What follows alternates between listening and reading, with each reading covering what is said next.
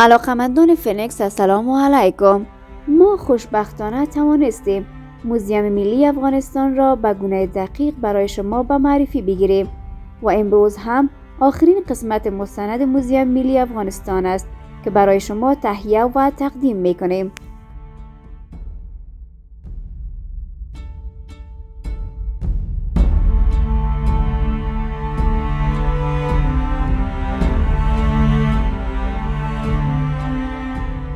این قسمت مستند موزیم ملی افغانستان را می خواهیم از معرفی اولین قطار افغانستان آغاز کنیم.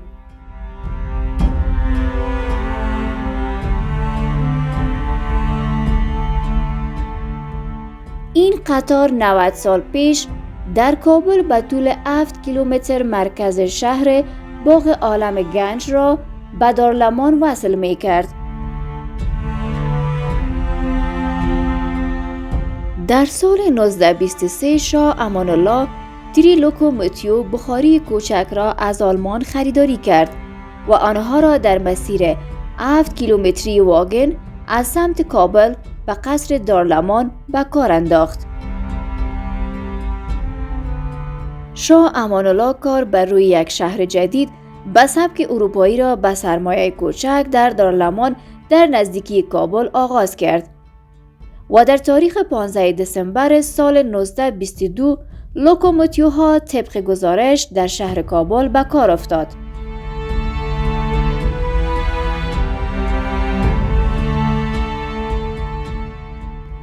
تری لوکوموتیو بخاری های کوچک از آلمان خریداری و احتمالاً برخی از واگن یا اجزای آن که با استفاده از بدنه به صورت محلی ساخته شده است.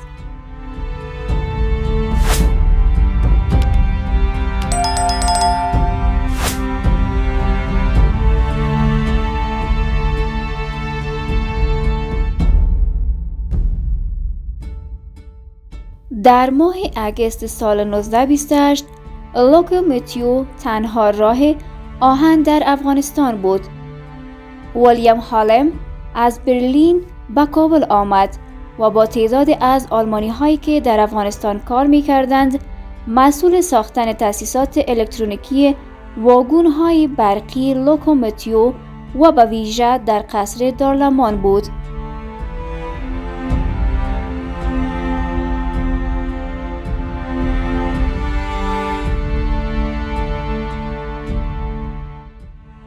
در این قسمت شما اولین بار با قطار راه آهن شهری در موزیم ملی به نمایش گذاشته شده.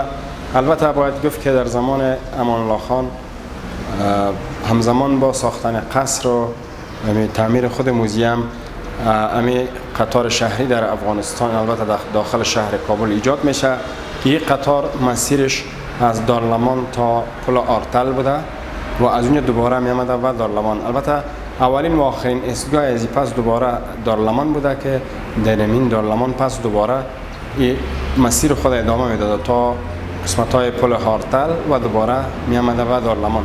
شما حالی را به شکل متروکه می بینین. احتمال زیاد که در سالهای بین سالهای 1345 و 1350 بگویم این به شکل متروکه که در بیرون بوده با همین خطش به موزیم آورده شده و بالاخره به سالهای بعدی یا موزیم تصمیم به این گرفت که این را داخل یک شیشه خانه قرار بده که امروز این در معرض نمایش برای بازدید کننده هاست. البته این هم چیز از این قسمی بوده که این لوکوموتیو یا قطار شهری در افغانستان اولین قطار شهری بوده که مواد سوخت از زیر زغال سنگ تشکیل میداده، یعنی توسط زغال سنگ حرکت میکرده و در قسمت های از این مارک یا نوشته هایی است که ارتباط میگیره با امو کارخانه و شرکت آلمانی که را آلمان ها جور کردن. غیر از این ما یک چند از این ماشین های لوکوموتیو در قسمت دیگه از موزیم هم داریم که او را برای شما به معرفی میگیریم.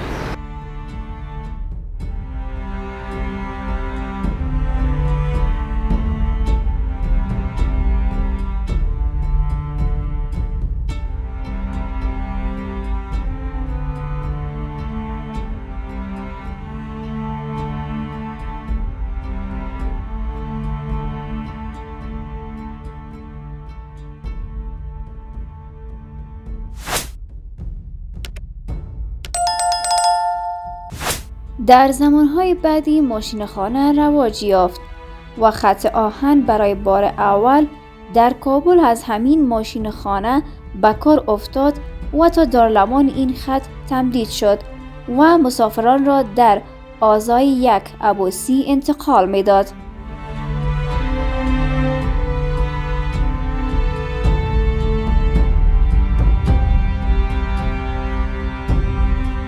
در روزهای جمعه تعداد مسافران بیشتر می‌شد و هنگام شب واگن‌ها دوباره به ماشینخانه پارک شده و مورد کنترل قرار می‌گرفتند.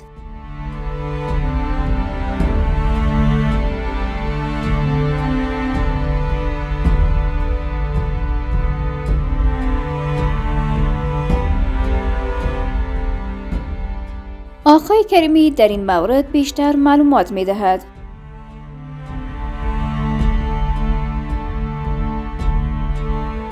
همونطور که گفتیم در اون قسمتی که شما لوکوموتیو یا همون قطار شهری که در کابل یک وقتی مروج بوده دیدین، آمدیم به قسمتی که در این قسمت درست در این قسمت پایه ها راکبین یا مسافرین از این قسمت پله ها بالا می شدن و در اینجا چوکی های پای هم نصب بودن که در اینجا اینا می نشستن و به مسیر خود اینا می رفتن. در این قسمتی بوده که در اینجا مواد سوخت یعنی زغال سنگ استفاده می شده و در اینجا اصلا امی ماشین بخار توسط زغال سنگ اینمی محموله مسافری را کش می کرده و با خود می برده. همونطور گفتیم مسیر اول از این دارالمان بوده الی پل آرتل و همونطور دوباره می آمد به پل آرتل و جایی که اینا قرار می گرفتن همین خود دارالمان بوده، یک جای به نام فیلخانه می گفتن که اینا در اونجا از طرف شب نگهداری می شدن و فعلا از یک جز یک فلز متروکه باقی نمانده و در موزیم به معرض دید بازدید کننده قرار گرفته.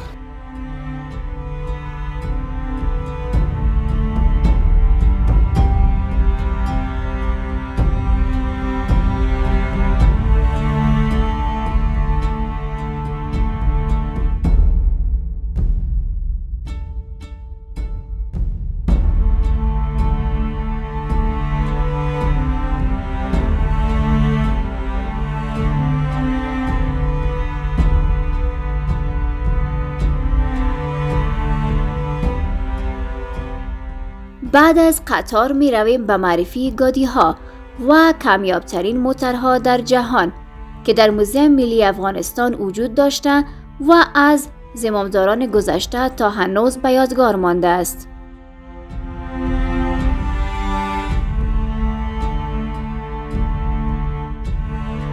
در این بخش همان طوری که قبلا گفتیم گادی هایی نیز از دوره های مختلف افغانستان وجود دارد که به عنوان یکی از آنها را برای شما به معرفی می‌گیریم.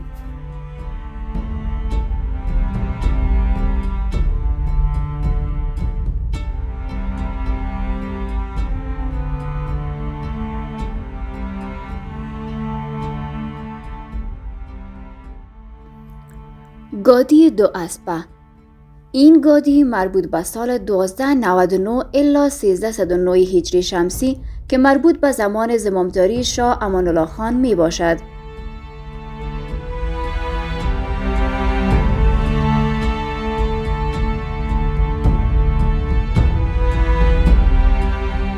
این گادی 4 عربه‌ای چوبی غرفه‌دار بوده که دارای 2 سیت در داخل و 1 سیت در عقب برای محافظان می باشد که بیشترین حصه های آن فرسوده شده است.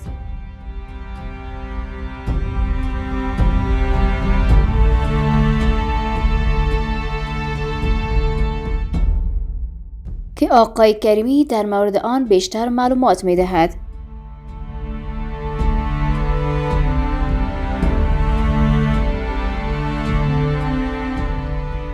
خب گادی است، گادی خارجی هست. گادی به نام گادی یک اسبه هست که سال هزی میره به 1298 الی 1308 هجری شمسی مطابق با 1919 الی 1929. این قسمه جور شده که توسط یک اسب یک اراده اسب، یک چی اسب ای کش می شده که مواد از این چوب است و قسمت های عرابه از این دارای 4 عرابه هست که از فلز و در روی فلز چرم کار شده و ای هم به دوره امان الله خان میره سال 1919 الی 1929.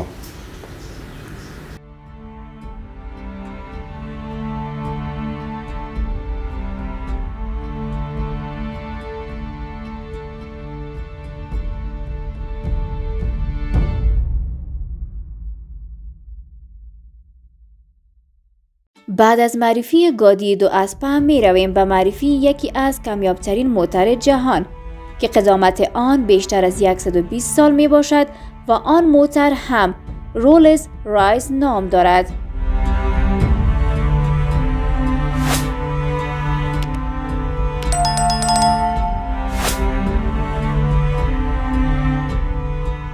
بله، رولز رایس از جمله‌های کمیاب در جهان که مربوط به خود امان الله خان شاه افغانستان بوده است. این موتر مربوط به سال 1904 الی 1919 می شود. این موتر دارای بادی چوبی و رویه فلزی به رنگ کریمی می باشد که آقای کریمی در مورد آن معلومات بیشتر می دهد.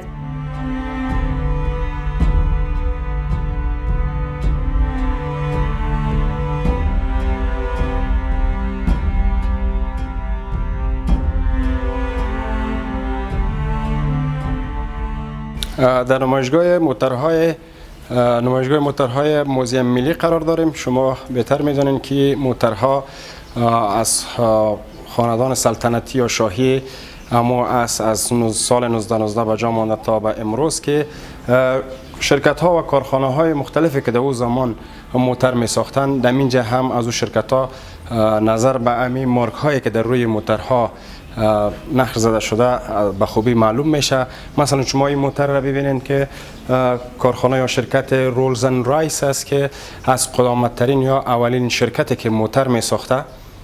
این قدامتش بالاتر از همه موترهایی که ما در این نمایشگاه داریم هستند.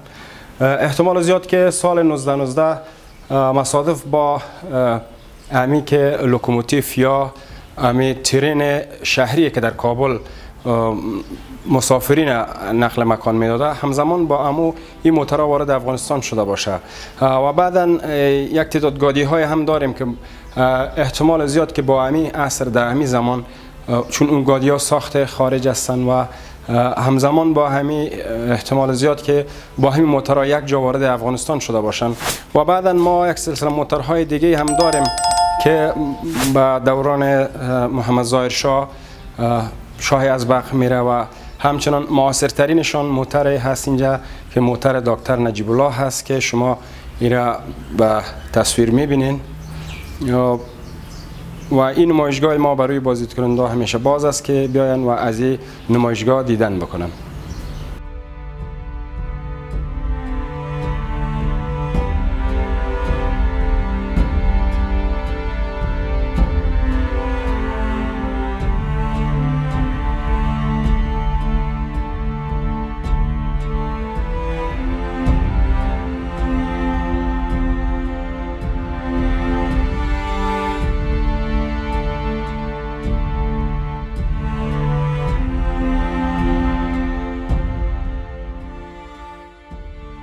بعد از معرفی موتر رولز رایس که مربوط به شاه امان الله خان بود، اینک به معرفی موتر از نوع فورد می پردازیم که مربوط به سال 1923 میلادی می باشد.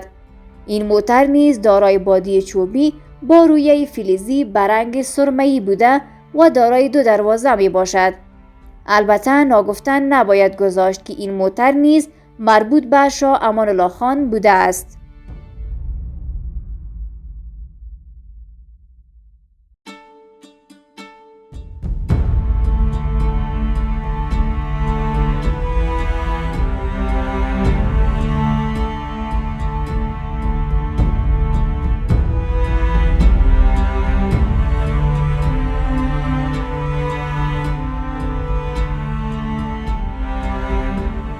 موتر که شما میبینین اما تو در تصویر مشاهده میکنین شرکت یا کارخانه که موتر در او زمان جور کرده کارخانه فورد آمریکایی هست. قدامت از این موتر میره به دوره امان الله خان.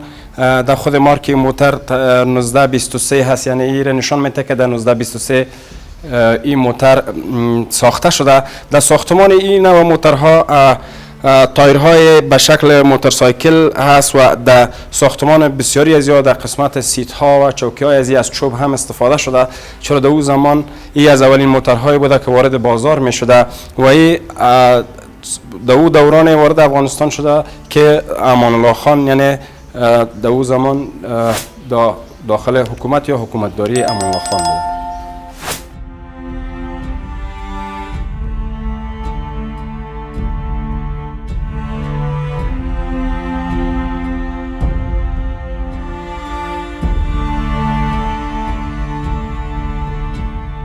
بعد از آشنایی با موتر نو فورد که مربوط به امان الله خان میشد، حالا به معرفی موتر نو بنز میپردازیم که قدامت این موتر تقریباً 40 سال می باشد.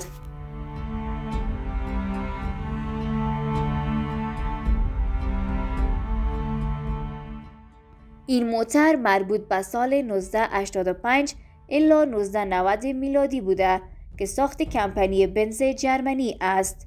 البته این موتر مربوط به دکتر نجیب الله خان رئیس جمهور سابق افغانستان است. این موتر تا هنوز هم کاملا فعال بوده و با وسایل تکنیکی برقی مجهز می باشد. این موتر نو بنز ضد گلوله بوده و دارای رنگ سیاه می باشد.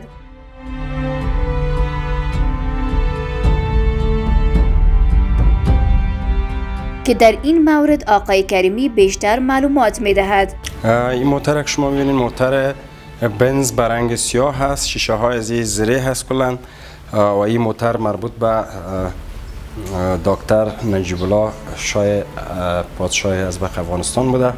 احتمالاً در سال 1985 این موتر ساخته شده و الی سالهای 1990 در اینجا قسمی که در تصویر می‌بینین این موتر یعنی سالم است و این ما در نمایشگاه به نمایش داریم. اما که قبلا گفتیم در بین نمایشگاه ما یگانه موتره که بیشتر سالم است و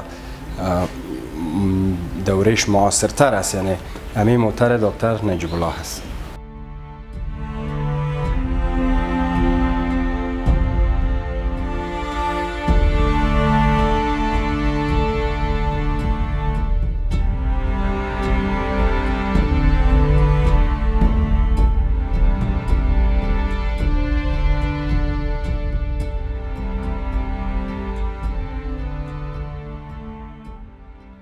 در اینجا موترهای دیگری نیز موجود است که فقط نام و تصویر آنها را برای شما می‌گذاریم، مانند موتر کادیلاک‌های آمریکایی، موتر شوارلیت، کشتی و غیره میباشد.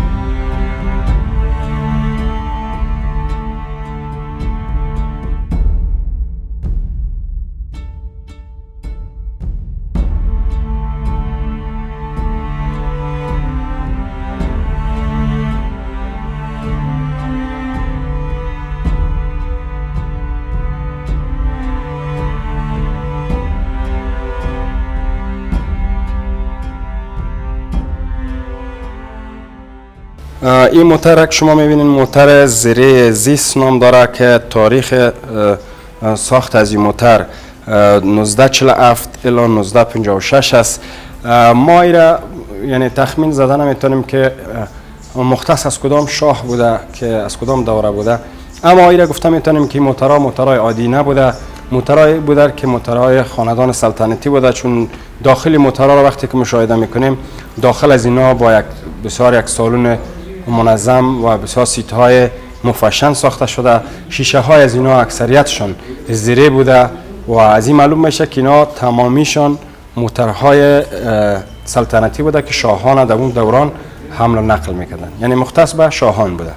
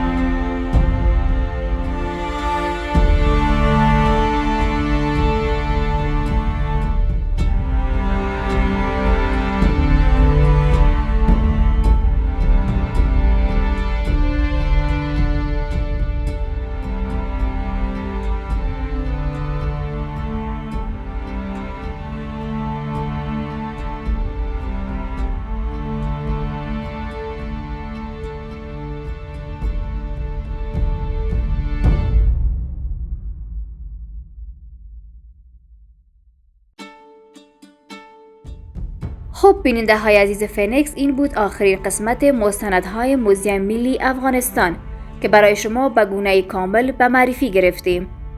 امیدواریم که از دیدن مستندهای ما در موزیم ملی افغانستان لذت برده و به معلومات شما افزوده شده باشد. برای حمایت از ما لطف کرده کانال فنکس را سابسکرایب کنید. تا دیدار بعد، الله نگهدارتان.